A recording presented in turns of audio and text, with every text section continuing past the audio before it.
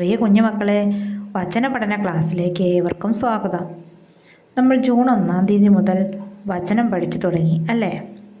ഇപ്പോൾ 4 വചനങ്ങൾ പഠിച്ചു കഴിഞ്ഞു. എല്ലാവർക്കും ഇത് ഓർക്കാൻ സാധിക്കുന്നുണ്ടോ? നമുക്കിതൊന്നുകൂടി റിപ്പീറ്റ് ചെയ്ത് പറയാം. യോഹന്നാൻ 14:26. എൻ്റെ നാമത്തിൽ പിതാവ് അയക്കുന്ന സഹായകനായ പരിശുദ്ധാത്മാവ് എല്ലാ കാര്യങ്ങളും നിങ്ങളെ പഠിപ്പിക്കുകയും ഞാൻ നിങ്ങളോട് പറഞ്ഞിട്ടുള്ളതെല്ലാം നിങ്ങളെ അനുസ്മരിപ്പിക്കുകയും ചെയ്യും. സുഭാഷിതങ്ങൾ 9:10. ദൈവഭക്തിയാണ് ജ്ഞാനത്തിൻ്റെ ഉറവിടം. സങ്കീർത്തനങ്ങൾ 23:1. കർത്താവാണ് എൻ്റെ ഇടയൻ, എനിക്കൊന്നിനും കുറവുണ്ടാകുകയില്ല. പുറപ്പാട് 14:14. കർത്താവ് നിങ്ങൾക്ക് വേണ്ടി യുദ്ധം ചെയ്തുകൊള്ളും, നിങ്ങൾ ശാന്തരായിരുന്നാൽ മതി. നമ്മളിത് റിപ്പീറ്റ് ചെയ്ത് പറയുന്നത് എന്തിനാണെന്ന് വെച്ചാൽ, ഓർക്കാൻ പറ്റാത്തവർക്ക് ഓർക്കാനും സാധിക്കും, നമ്മൾ ഈ ഏറ്റു പറയുന്നതിൻ്റെ അനുഗ്രഹവും ലഭിക്കും. നമുക്ക് ഇന്നത്തെ വചനം പഠിക്കാം. എഫേസ്യോസ് 6:1. കുട്ടികളെ, കർത്താവിൽ നിങ്ങൾ മാതാപിതാക്കന്മാരെ അനുസരിക്കുവിൻ.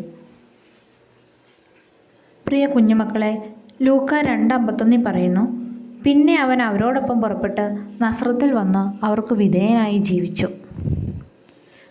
ഈ പ്രപഞ്ചം മുഴുവനെയും സൃഷ്ടിച്ച് നമ്മെയും സൃഷ്ടിച്ച് കാത്തു പരിപാലിക്കുന്ന സർവശക്തനായ ദൈവം മനുഷ്യനായി അവതരിച്ചപ്പോൾ മാതാപിതാക്കന്മാർക്ക് വിധേയനായിട്ടാണ് ജീവിച്ചത്. എഫേസ്യോസ് 5:22 പറയുന്നു, ഭാര്യമാരെ, കർത്താവിനെന്ന പോലെ നിങ്ങൾ ഭർത്താക്കന്മാർക്ക് വിധേയരായിരിക്കുവിൻ. അതുപോലെ രാജ്യത്തിൻ്റെ കാര്യമെടുത്താൽ റോമ 13:1 പറയുന്നു, ഓരോരുത്തരും മേലധികാരികൾക്ക് വിധേയനായിരിക്കട്ടെ. കുടുംബത്തിലായാലും സമൂഹത്തിലായാലും ഏത് തലത്തിലും നമുക്കൊരു വിധേയത്വം ആവശ്യമാണ്. എങ്കിൽ മാത്രമേ എവിടെയായാലും ഒരു സമാധാന അന്തരീക്ഷം ഉണ്ടാവുകയുള്ളൂ. അതുമാത്രമല്ല, മാതാപിതാക്കന്മാരെ അനുസരിക്കുകയും ബഹുമാനിക്കുകയും ചെയ്യുന്നവർക്ക് നന്മയും ദീർഘായുസ്സും ഉണ്ടാകുമെന്നാണ് വചനം പറയുന്നത്. ഇനി നമുക്ക് ഇത് 3 പ്രാവശ്യം റിപ്പീറ്റ് ചെയ്ത് പറയാം. എഫേസ്യോസ് 6:1. കുട്ടികളെ, കർത്താവിൽ നിങ്ങൾ മാതാപിതാക്കന്മാരെ അനുസരിക്കുവിൻ. എഫേസ്യോസ് 6:1. കുട്ടികളെ, കർത്താവിൽ നിങ്ങൾ മാതാപിതാക്കന്മാരെ അനുസരിക്കുവിൻ. എഫേസ്യോസ് 6:1. കുട്ടികളെ, കർത്താവിൽ നിങ്ങൾ മാതാപിതാക്കന്മാരെ അനുസരിക്കുവിൻ.